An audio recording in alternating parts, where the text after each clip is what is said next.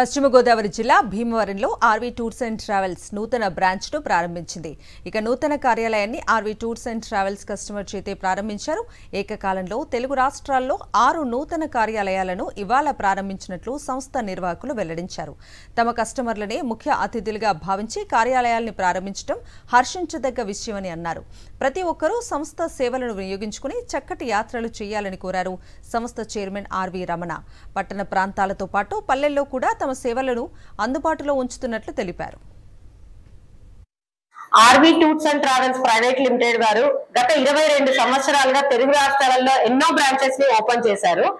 అలాగే ఈ పశ్చిమ గోదావరి జిల్లా వాసులకు కూడా అందుబాటులో ఉండేలాగా భీమవరంలో కూడా ఇవాళ అనగా ఏప్రిల్ 23వ తేదీ ఉదయం 10 గంటలకి భీమవరంలో ఆర్వీ టూర్స్ అండ్ ట్రావెల్స్ సంస్థ వారి బ్రాంచ్ ఓపెన్ చేయడం జరిగింది.